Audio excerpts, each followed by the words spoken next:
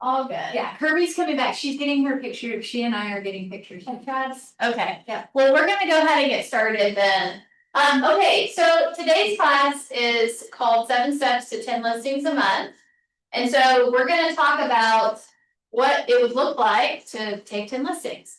And I will just say, at the end of this, I'll share in the Facebook group this session. So this was a family reunion session in 2016. And I happened to be sitting in the room because I thought that at that point in my business, I was just selling real estate. I wanted to get to 10 listings a month. And so I went into this session and Cody Gibson was teaching. So Cody Gibson is now Cody is the director of MAPS, vice president of MAPS coaching. And so, but he used to run an expansion team. So after that, about a year later, interestingly, I got pulled into Cody's world and I got to travel around and teach this class all over the region. I think I've taught it more than 100 times. And it's pretty cool training, real fundamental and foundational. And yet, yeah, we're gonna dive in. So if you're taking notes, step number 1 is make one listing appointment every day, no matter what. Make one listing appointment every day, no matter what. You got anybody in here like math? Yeah, I like math. Let's map that. I want to map that so you guys can see financially what that would mean for you. You got a calculator handy? I do. Let's map it. So how many weeks of the year do we typically work? 52. You may take a couple weeks of vacation, right? I'd say 48. Did somebody say 48? I think 48 is fair. You got holidays and all that good stuff. And then in a regular work week, we have 5 days. Okay. So what's 48 times 5 days? 240. 240. 240 listing appointments, right? Because the goal is to set an appointment every day. Now, how many of you guys have done an economic model in your business where you calculate out conversions? Not yet? I think we started on last week in season MRE.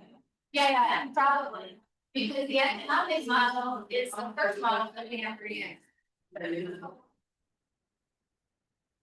Maybe they can hardly. That one didn't some gross. Oh, did they fix it? Okay, so let's map this out. Listing appointments to listing sign per MREA is 75%. So what is 240 times 75%? 180. So we would sign 180 listings. That means I've signed a exclusive right to sell, right? Signed agreement. What percentage of listings sell? In the MREA, we teach 75%. I think it's probably a little higher. I'd say like 90%. So somebody map that for me. What's 180 times 90? 162. 162 sold listings. Let's map it further. What's 162 times 7,500, which is GCI, gross commission income?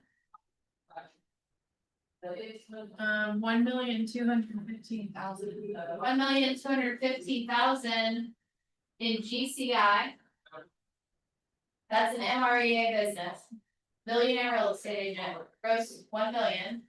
The cool thing about Keller, we can break this down into expenses and everything else, but the reality is you got a cap. If we take out 15,000 for your cap, you got a $1.2 million business. That makes sense? So my question is, why do we not set an appointment every day? What's the hold up on this? Or what if we did do it every day? What do you guys think? When I say make one appointment every day, no matter what, and then I tell you if you did that, if all you did was set an appointment a day, calculating fallout, calculating properties not selling, you'd make $1 million a year. Could we all agree that? It gets real simple with like one thing. How long does it take to set an appointment? 5 minutes. Could take 5 minutes. How long could it take on the high side of that? Couple hours. Couple hours? You guys just heard a girl that farms, like she just mastered that thing, right? Makes more than $1 million a year in her business. So the premise of Justin's our new team leader, his target is to set 3 a day. Every day. Set 3, hold 2. So your team leaders, if you guys don't know, they're just doing what you do on steroids. Right? How long does it take to set 3 appointments? Couple hours. Could be an hour, could be 2 hours, right? Like, we don't really know the time, but that's why it says no matter what. Because the more focused you are and the better you get with your skill, right? It could be shorter, it could take longer. But what I want you guys to understand is the no matter what part. That's a choice. Cody used to say this, well, let's just say, is it possible for any one of us to set an appointment a day? Do you guys believe anybody could set an appointment a day?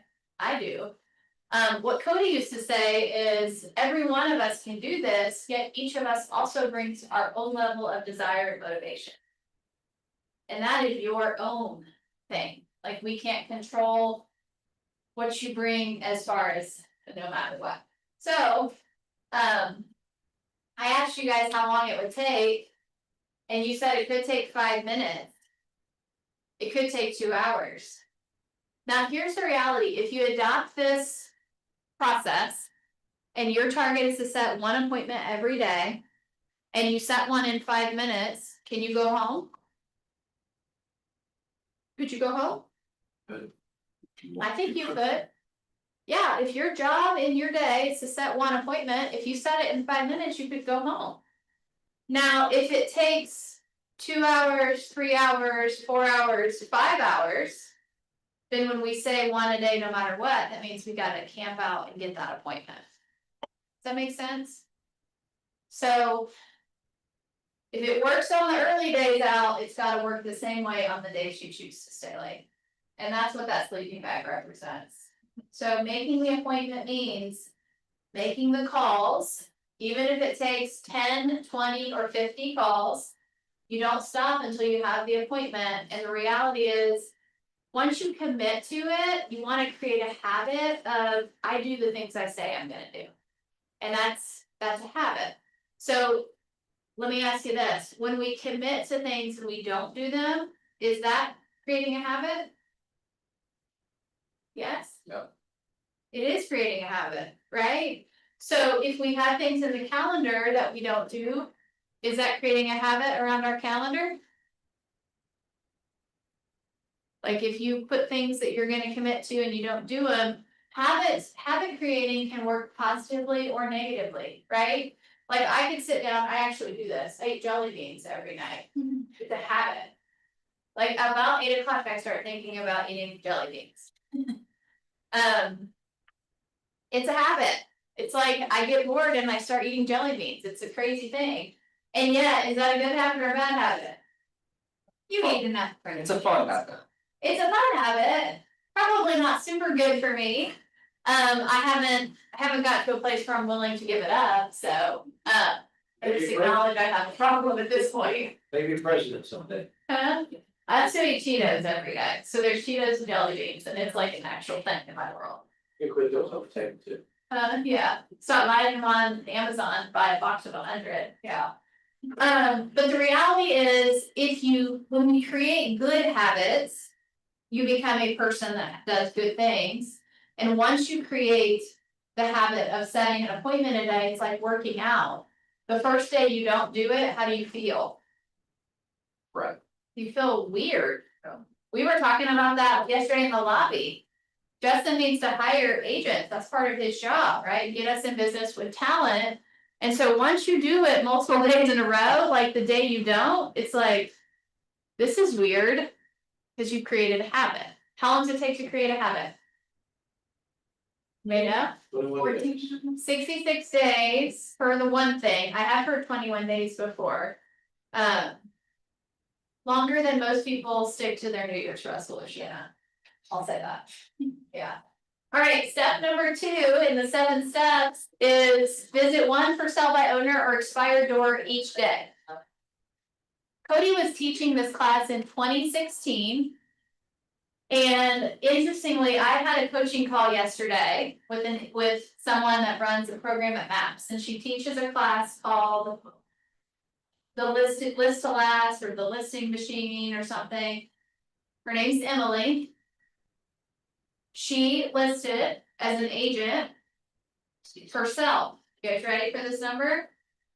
In 1 year, she listed 278 properties. 278 properties.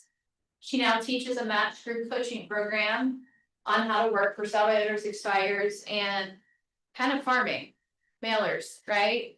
And so it's interesting, we were talking about it yesterday, and she said, it's really simple, Tara. I came in every day, I called through my list, and then before I went home, I went out and I followed up by knocking the doors of the people I had called. And I go, huh, that's interesting. We teach that in a class. So why do you think it's important to visit a for sale by owner or expired every day?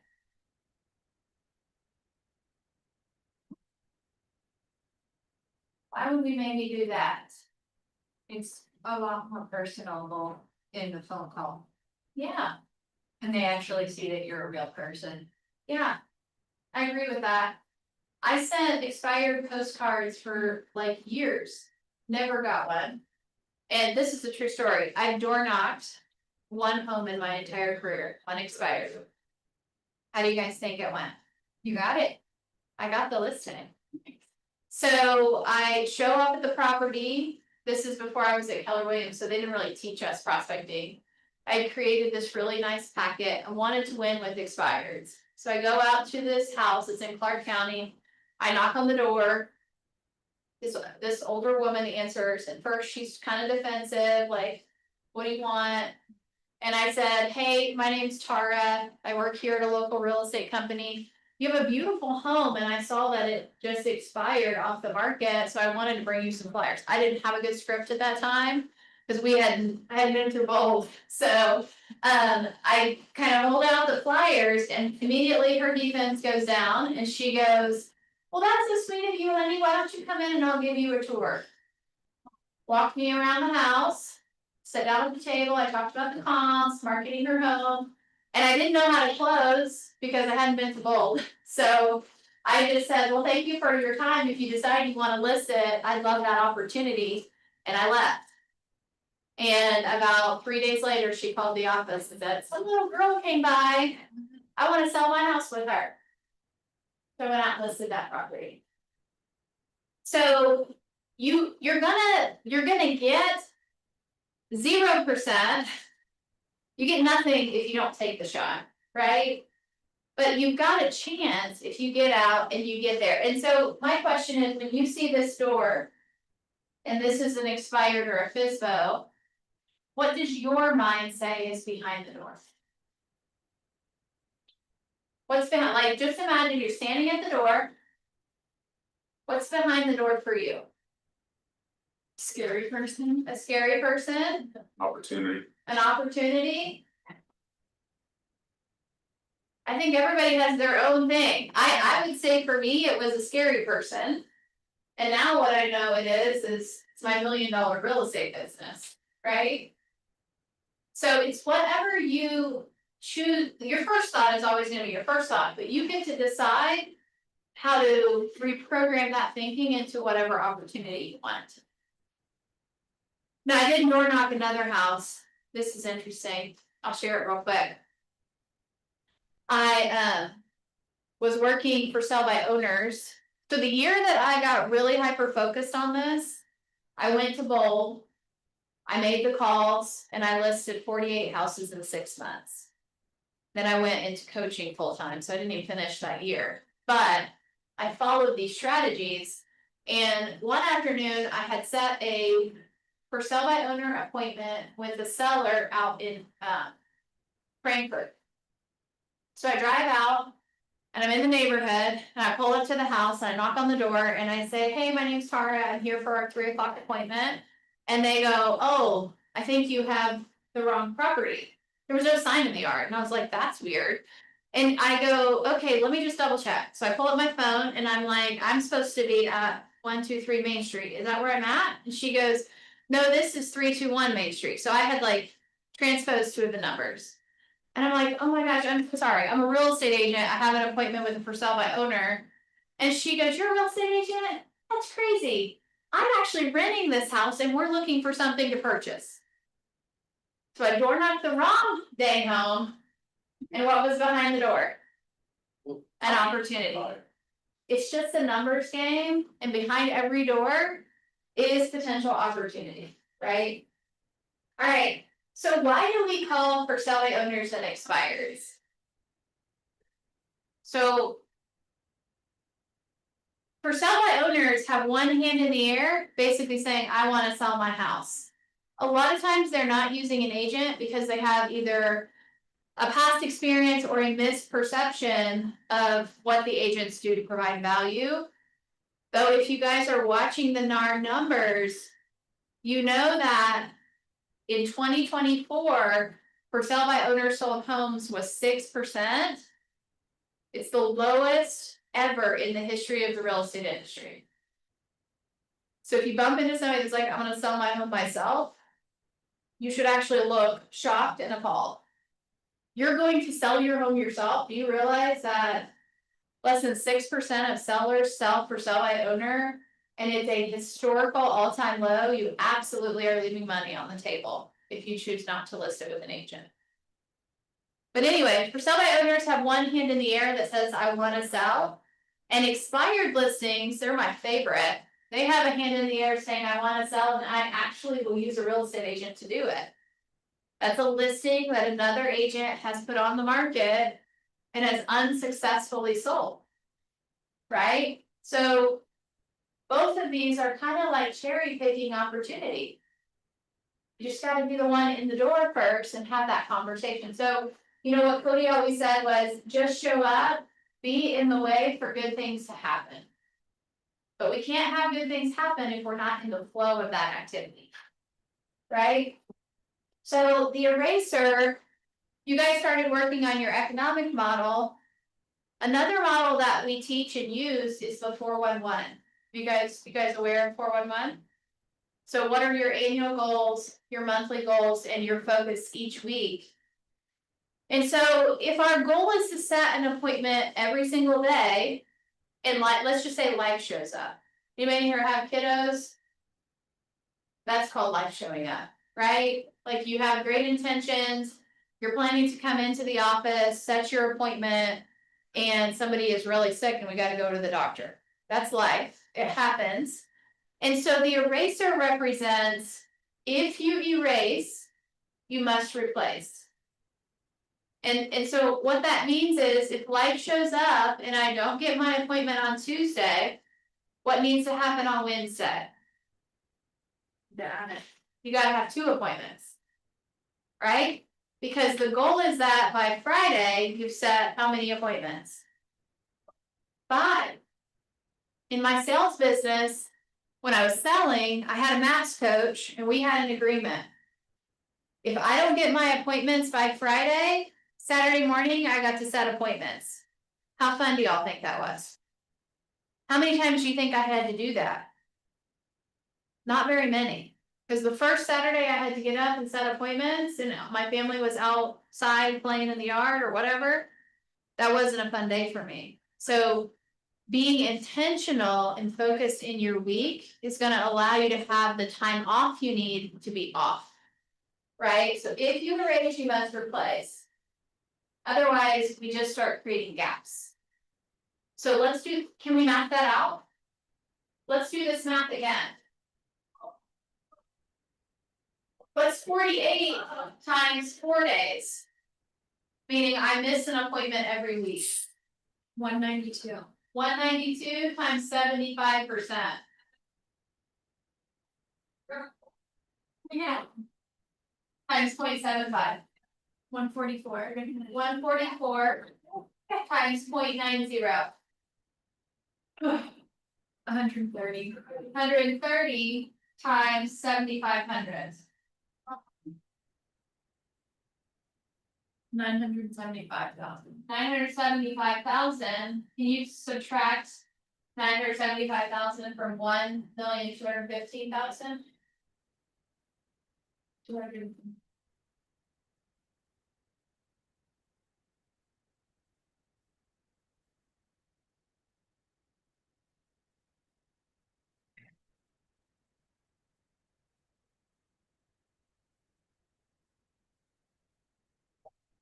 What was it? I think it's 245.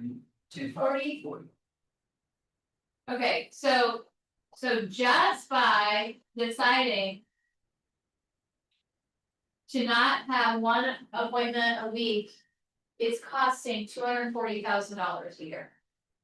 Is that expensive? It feels like we're missing a little thing, but those little things add up to really big things. Right? All right. Number 3, follow-up Wednesdays. So in the MREA, the Millionaire Real Estate Agent book, we teach a model of lead generating every day for 3 hours. Everybody know what I'm talking about? The 3-hour a day lead gen model is actually set up for a millionaire real estate agent business. So if you're not yet an MREA, you probably don't need 3 hours a day of lead gen. And in the 3 hours of lead gen, we actually have, does anybody know the actual way the 3 hours of lead gen is set up? Y'all have heard people say you need to lead generate 3 hours a day. That is a misperception. The 3 hours of lead gen, if you get into your MREA and you read this, it's actually 30 minutes of prep, 2 hours of lead gen, and 30 minutes of follow-up and logging things. That's a millionaire real estate agent. Okay, so what I found, I'll say what I found first. What I found in my business was when I came in and I committed to lead generating every day, whether it was an hour or 2 hours, I almost always reverted to calling people I knew. It almost always became follow-up. Anybody know why? Huh? It's more comfortable. Like, it's easier, you gotta get a little bit uncomfortable to call people you don't know. So I would go in and I'd be like, I need to generate a new listing, but I would just keep calling the same people for follow-up. So Cody taught a model, which I think was really good, and I used it. We lead generated Monday, Tuesday, Thursday, and Friday. And then on Wednesdays, we did follow-up, and this was a 2-hour block. So what that allowed me to do was essentially stay in a lane on specific days and not meld lead generation and lead follow-up together. The other great thing about Wednesday follow-up was I could literally talk to anybody anywhere, whether it was an open house, a lead from the internet or anything, and I could say, hey, is it okay if I follow up with you? Yes. If it's all right, I'll just check in with you next Wednesday. Every follow-up script was I'll check in with you next Wednesday. And I kept a list of follow-ups in my calendar, so when I get to that time block, I would just call follow-ups. And then on the other days, I had to generate new business. Does that make sense? So follow-up Wednesdays, you're gonna follow up on old leads, whether they're 3, 6, or 12 weeks past. And use a simple script, just like, hey, just calling to follow up with you. You'll see on the next slide, it's just calling to follow up with you. If you need anything real estate related this week, please give me a call. Or let me know how I can help. And then you're gonna end the call with, I'm gonna follow up with you on when? Wednesday. It's just a little system so that everybody falls into that time block. So there's the simple script. Wanted to call and follow up. If you need anything real estate related this week, please give me a call. Susan Lombardo shared today the vendor list. That has always been, I think, one of the best value-driven strategies for follow-up. Having a preferred vendor list. Alright, step number 4 is utilize a buyer listing program to guarantee a seller listing. Now, in our sales meetings here, we do I have a need sometimes. You guys know what I'm talking about? And so if you're an agent and you need business, which is probably all of us, we can generate business by sharing either your buyer needs or someone else's. And what I mean by that is if we're in I need and Heather says, hey, I have a buyer looking in Scott County for XYZ for XY price, you should be writing that down and you should go share that on your social page. Hey, just came out of a team meeting. We have a buyer looking in Scott County for XYZ price. Who do I know out there in social media land that knows of something maybe off market? Now, the goal would be the initial communication is to help find a seller for Heather, and yet the reality is you're looking for an off market listing to list so you can sell it to her client with her. That makes sense? So when you're in rooms of people sharing needs, take notes and start sharing them as if they're your own so you can attract the other side of that transaction. So you should have a cadence either weekly or a couple of times a week where you're doing social posts specifically talking about needs. Okay, so what we taught was, I'm working with Mr. L looking for a home in XYZ area for XYZ price. You'll see on the next slide how to make it a little more memorable and a little more storytelling so people attach to it emotionally. But it needs to be specific. You might find a home for the buyer, but more importantly, what you're telling people is you represent a lot of buyers. Even if it's not your buyer, they don't know that. I represent a lot of buyers in the market. And then be cognizant or aware of the best business to consumer posting times. Do you know what I'm talking about? When are people on social media? Yeah, when this class was written, 1 to 3 on Wednesdays or weekends late morning was the best time to make a post for Facebook. You could chat GPT that or you could Google it, but each platform has their own ideal times for posting traffic and engagement. So here are some examples of this. In this, they are putting actual photos of kind of the type of property they're looking for. If you look here on the right, friends of Facebook, I need your help. I have a client who's been looking for a bungalow in Southeast Portland near Hawthorne, Belmont, or Division for under $500,000. A sweet location is his top priority. Deciding to use him are a little concerned. Who do you know that's looking to sell in the near future? Message me if you have any leads. They suggested that you unshare it from other real estate agents. So you can pick in your settings who can and cannot see your posts. What might be a reason we would not share it to other real estate agents? I would say any comments, maybe it's my tagging like somebody below. That's a prospective buyer, right, or seller. Yeah, could be that 5 agents get on and go, look at my property at 123 Main Street, and that's great. We already know those exist. They're on the MLS, which means they're on every website. The goal of this is for you to find a listing that's not on the market, not for someone to get on and advertise stuff we already can see. It's for you to find off-market opportunities. So strategic Facebook posts, that should happen in my mind at a minimum once a week. All you're doing is telling buyers and sellers in the market that you're doing real estate.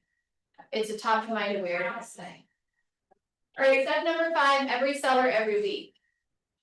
So when we get a listing, the communication frequency is that we speak to every seller every single week. Yeah. And we're gonna do Mark, we're gonna do updates on how their listing's going, feedback updates, we're gonna talk about any upcoming open houses. We're gonna talk through the 14-step marketing plan, also in the MREA. So what is our marketing strategy? What step are we on? What are we gonna do next? And when I hired my first executive assistant, I didn't know what she was supposed to do. So I had a maps coach, hired a maps coach, because my goal was to sell 75 houses that year. And I said, I don't care what it takes, you gotta give me 75. And so she said, okay, number one, you need to rent an office in the market center. This is a true story. I was a single mom with 4 boys, and I had just invested $1,000 a month for coaching. And the coaching costs more than my house payment. You get me? So I've got this coach, and she said, I want you to go rent an office in the market center. It was $300 a month. I said, I don't know if I can afford that. She said, you can, because we're gonna sell 75 houses this year. You committed to doing the work. I said, I am. So I rented an office in the market center. And then she said, now you're gonna go hire an executive assistant. I'm like, what? How much is that gonna cost me? And we came up with the amount, so that my salary for my assistant was about $2,500 a month. And then I bonused her. But essentially I went from no expenses to almost $3,000 a month. How important do you think it was that I sold real estate? Yeah, I'm not gonna tell y'all to go overextend yourself, but I am going to say, sometimes we need to stretch. Because it puts that layer of pressure on how we show up and perform. So single mom, 4 boys. And now I've got $3,500 a month going out because I believed I could sell 75 houses that year. And so I hired an assistant and I said, never had one of these, what do they do? And my coach told me everything. So she just said, you got an assistant, she's gonna do 3 things. She's gonna manage your database, because we knew I was not taking care of that well. She said she's gonna track your numbers and your social media. And number 3, she's gonna talk to every one of your sellers every week. And that's what she did. And so when I would take a listing, I would go in and say, you're gonna hear from us every single week. Because we're tracking and monitoring the activity on your listing. Because both of us want to sell this and we all want to get you the best price. And so my assistant would call every Wednesday. She would give them the last week of activity. She would ask if they wanted to host an open house that weekend. We had a program for that.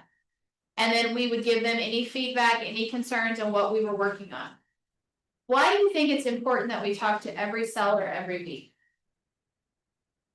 Keep them informed of what's going on in their house and here. They're just as nervous as. They are nervous. If we don't talk to them every week, what do they think is happening? Nothing. Sometimes it is nothing.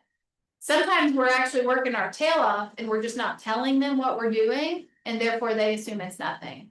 So it's kind of like the best rule of thumb is make a promise and then deliver. What I prefer is under promise, over deliver, but whatever that is for you. Here's what I'm gonna do, and here's what I did. Here's what I'm gonna do next. Now I've done it.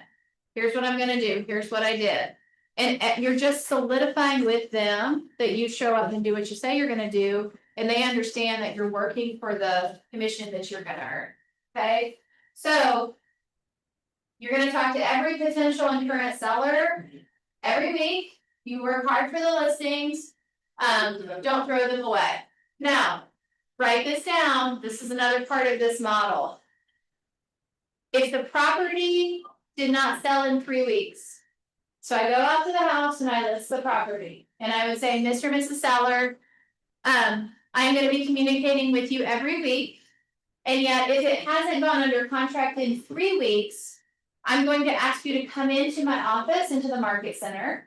And we're gonna sit down and evaluate our pricing and determine the next best steps.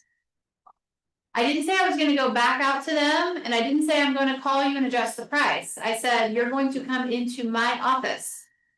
And then we would meet in a conference room or a presentation room. And we would run comps and review activity. Why do you think that is important to have them come to you? Well, one, so you're not running around. I like that a And lot. two, it lets them see that you actually have a full place of work that you're. That in my mind is the thing. When you go out and list a house. You step into their world. A lot of times we kick our shoes off at the door, we tour, we sit at the kitchen table, they offer you a water, a cookie. And then we talk pricing. But they've never actually seen you in your professional work environment. So when it's time to have a business conversation about pricing, the best place to do that is in your work environment. So they're gonna come here, maybe Haley gives them a tour, seats them, gets them a water or coffee. You walk in now, you're the professional. They're in your space. It's a little inconvenient and we want it to be. Because every 3 weeks that it doesn't sell, they gotta come back to the market center. It's kind of gonna get complicated. So, quick question on that. So Sheridan, when he was doing his class the other day, he said 10 days, no showings. Or 10 showings, no offer, is when he would drop the price or talk about. Yeah. You can Google this, Uh-huh. and I think it's also in the Shook book. Just Google the real estate pricing bullseye. Okay.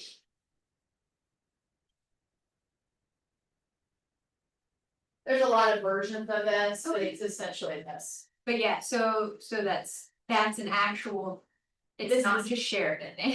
No, I was the first brokerage I was at taught me this, like if you're having showings and no offers, no showings, drive-bys. That is your pricing strategy. Okay, Yeah, perfect. okay, Thank you, sorry. no, it's great. So everybody get the like. Call your sellers every week. Have them come into the market center after 3 weeks, right, and do price adjustments. You can also pre-schedule price adjustments. Though I still like the idea of them coming into the market center and seeing you in the professional environment. Same thing with buyer consultations. This is not a buyer class, and yet. My real estate team got buyer rep agreements sold. Signed on everything, and we did that before the NAR settlement, so this is like 2016, 2017. We did that so that they understood we were professionals, we shared our value proposition, we had them sign, it took them off the market. This was all around the time that Zillow was just getting started. And we wanted the client to know that they had an agent and they could communicate, I've already signed something. So we had a buyer consultation, listing presentation. That's why every one of our rooms, you guys, have a screen.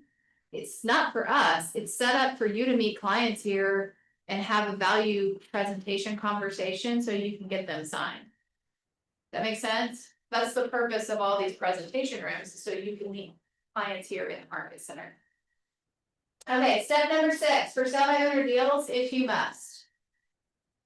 So what would be an example of a for sale by owner deal? So I made a for sale by owner call just a couple days ago, saying if I could get the listing. So that's just prospecting, right? For sale by owner prospecting. See if I have this flyer. So the one that we teach in this class, one of them that we teach. Is take a. Like a short. Like a 7-day or a 30-day for sale by owner listing. Show you, let me see if I can find this.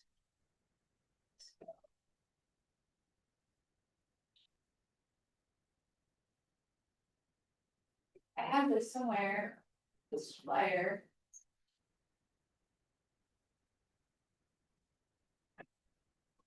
Oh, here it is.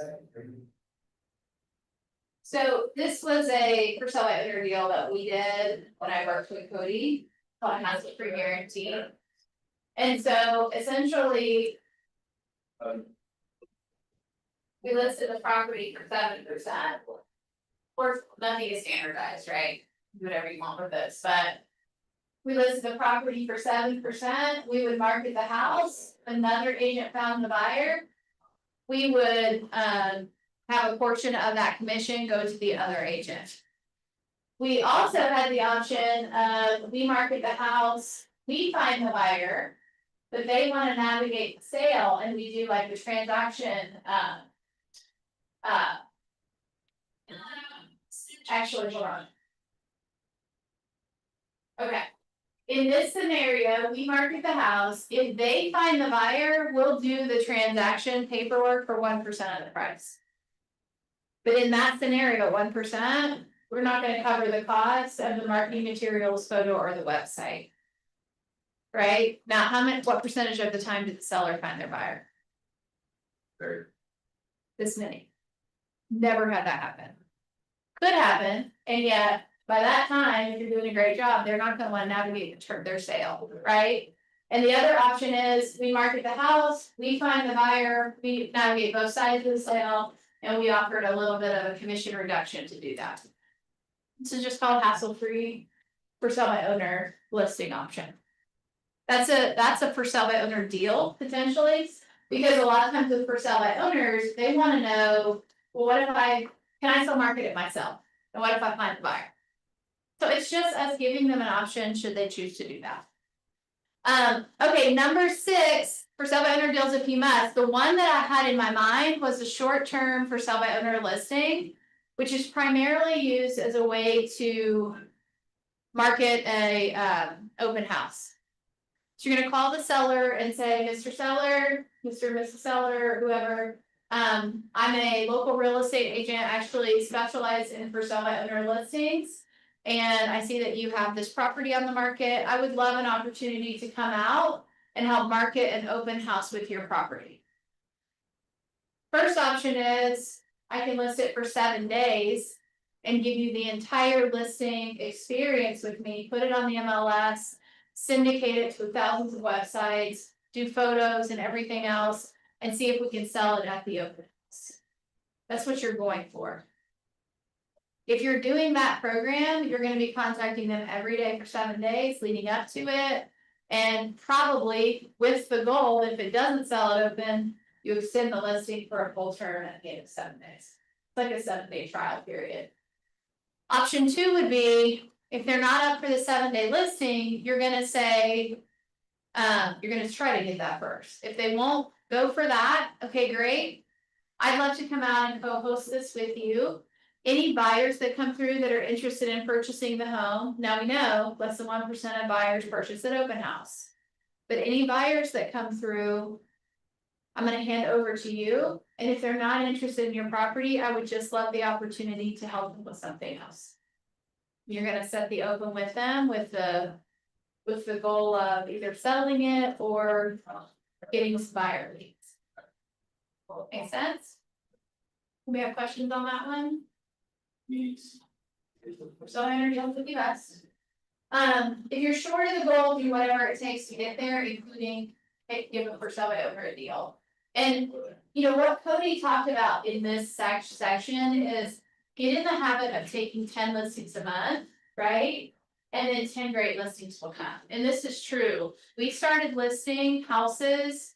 I would go up to like an hour and a half away. And I was listing mobile homes, anything I could get my hands on, because it was literally like Gary's letter today. Resolve. I was not gonna fall short of the commitment that I made to myself and to my assistant. She got bonus when we sold property.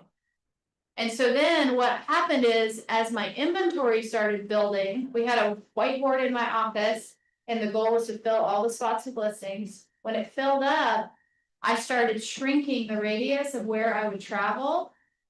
And I would refer out the stuff further away, and I started focusing on taking 10 great listings. That makes sense? So first you gotta do whatever it takes, and then you can decide if you're gonna take a listing or not. I hear a lot of agents say, I didn't take that listing, it was overpriced. What's the challenge with that? Somebody else will take it. And then what happens like 3 weeks later? And they reduce the price. They reduce the price. So the whole like, I'm not gonna take the listing because it's overpriced mentality. Just means that you have no opportunity to sell that house at all. Where if we consult them and we set up expectations, we take the listing and then we adjust as needed, you have the opportunity to get that sale. So I would just encourage you, if you're not hitting your goals, you're gonna take whatever you have to take to get there. Right? Yeah. Okay. Number 7 is practice the presentation. We've got to practice our listing presentation. And I want you to think about it this way. If you are a listing agent, how many of you guys are listing agents? All of us, right? If you're a listing agent and you don't have a presentation in place, and you get a call to list a house and you're scrambling around the market center, I see this happen all the time. Scrambling around to piecemeal together a presentation that you've never actually used. So you can run out, and I'm gonna say do surgery on that person. Because what it's like is if you needed to have surgery and you called a doctor and they've never actually performed one. And they show up and say, this is my first time, I made some notes on what I think it should be, but I never actually practiced. But I'm gonna try it on you. That's why I like coaching. Yeah, because here's the thing, the real estate transaction for most people is the single largest financial transaction they'll have in their lifetime. And it's either gonna be a wealth determiner or a wealth deterrent for them. And so when we don't prepare and we don't practice the conversation and know our numbers, we're actually working, in my opinion, outside of our fiduciary duties as a real estate agent.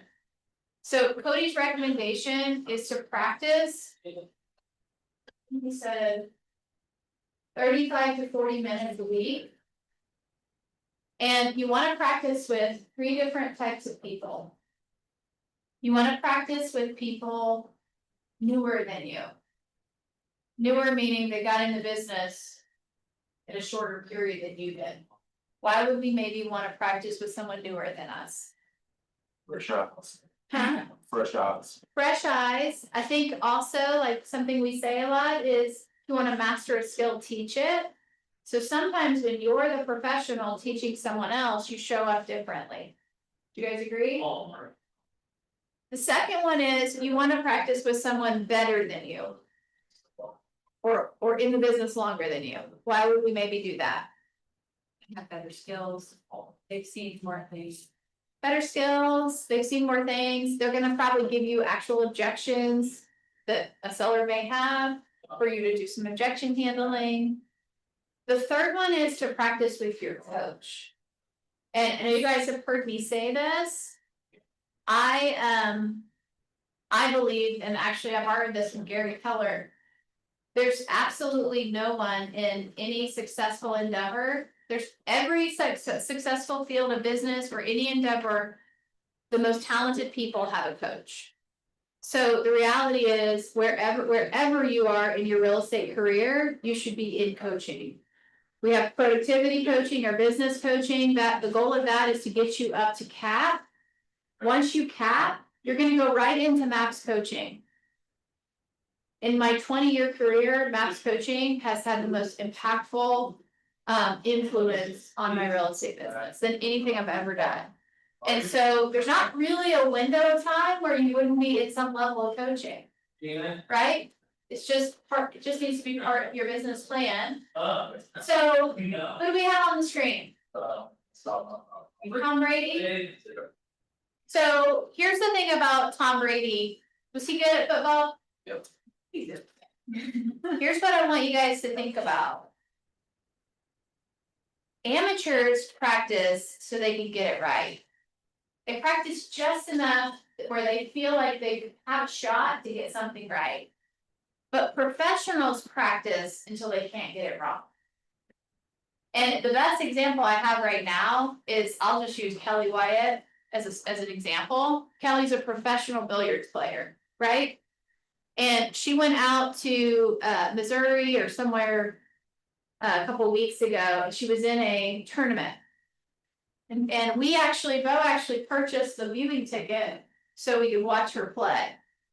And we were watching her play, and she's playing a girl that's 15 years old. She's number 2 in the United States, and she's in the top like 10 in the world, 15 years old. And, you know, I'm cheering Kelly on, like, you gotta beat her, you gotta beat her. But I watched that girl play. I have goosebumps thinking about this, because like, also when you're an achiever, you go study what other achievers do. So I'm not a billiards player, but I learned a heck of a lot watching that girl. And what I saw was a girl that probably has sat on that pool table by herself thousands of times and run the balls all the way around. How many times has she practiced without missing? Where she starts hitting every ball in every pocket. And that's how she plays. Everybody knows if she gets the ball, it's game over. Because she'll run it until she wins the game. That in mind is how a professional plays. So when you guys think of your real estate career, are you showing up as an amateur that's just doing the minimum to maybe hit the shot? Are you showing up like Tom Brady, where you're studying other masters, you're throwing the ball, you're throwing the ball, you're throwing the ball until it's almost impossible for you to miss? And that's what practicing your presentation looks like. You can actually do the presentation without even thinking about it, which allows you to listen, actively listen to the person in front of you and not be thinking about what you're gonna say. Easier. Okay, so we talked about this. When you're giving a presentation, it shouldn't be practice, it's playtime. So here's our review. 4 minutes after, pretty darn close. So number 1, make 1 listing appointment every single day. If we do that, how much money will we make? $1.2 million. Each one of you brings your own level of desire and motivation, but it's your opportunity to make it what you want. 1 appointment every day. Visit 1 for sale by owner or expired listing each day. Number 3 is follow-up Wednesdays. Number 4 is post 1, I have a buyer message every week. Number 5 is speak to every one of your sellers every week. They will love you and they'll refer more business to you. Number 6 is do for sale by owner deals if you must. And number 7 is practice your presentation weekly so that you cannot get it wrong. Helpful? Yes. Let's get like 1 aha from each of you, 1 takeaway, and I'll let y'all out of here. Hopefully I don't go too far. We had a new construction class. If you wanna be here for that, so. Miss that class. Yeah, you guys will get a little break and then body break it back. What's your takeaway, Herbie? Changing my opinion on FSBOs from like a scary person to an opportunity. It's like taking candy from a baby. Right. I think we've been sitting next to each other too much. this last couple of weeks. Yeah, I was thinking the same thing. Scary people, actually door knocking them. Cause there's a lot of them that I will drive by, get the phone number, call them, they yell and scream at me. I'm like, okay, I did my thing, but I think going in. Do we have access to that flyer that we can? You can search in our Facebook group, but I'll go in there and repost it. Okay, I'm pretty sure. yeah, I would like that because I can customize it to myself. And then, yeah, I'd like to use that, cause I do love door knocking. Yeah, you can door knock. I mean, I've been going down to the business right there in Jasmine County and. if you guys haven't looked at the NAR profile of home buyers and sellers, it has all this for sale by owner stats. 9 out of 10 list with an agent. Most of them list within 2 weeks of trying themselves, 2 to 3 weeks. So don't wait. Like, I've got so many FSBO stories where I wouldn't have gotten them if I hadn't called the first day. They go fast. So What's your takeaway? This was new to me, like being in a setting like this, obviously I'm a new agent as well. But it was inspirational. Motivated me, like I've got some things that I wanna do. And like they said, for sale by owners, definitely that's a market that I wanna tap into. So I see them as I'm driving, like going get kids and drop kids off places, I see them as I'm driving. So, yeah. Yeah. Awesome. Pop out, have a little, I used to have a toolkit in the back of my car, like it was for, I don't know if it was for real estate, but I kept packets and presentations and. Stuff for open houses, like I can ride in, could swing in and hand somebody a folder and resources anytime. I will say it was pretty funny yesterday, we have lived in our house 4 years.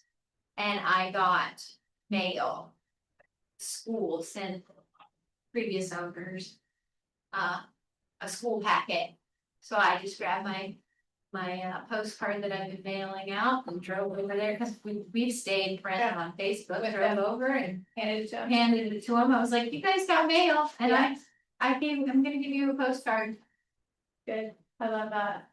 All right, what about you guys? Scott, Justin? Mine was the so expireds, like for me, I would always be scared with. If I knew the other agent that listed before me, if they were good. But I literally just closed on one this past Friday from a really good agent. They wanted 500,000 for it, but.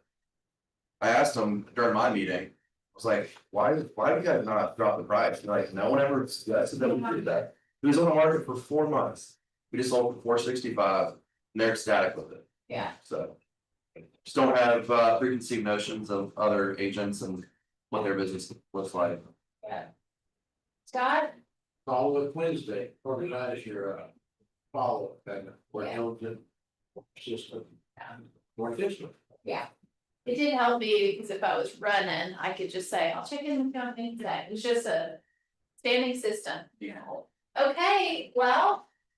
Sheridan is up for new construction. Yeah, guys to stick around. Sheridan,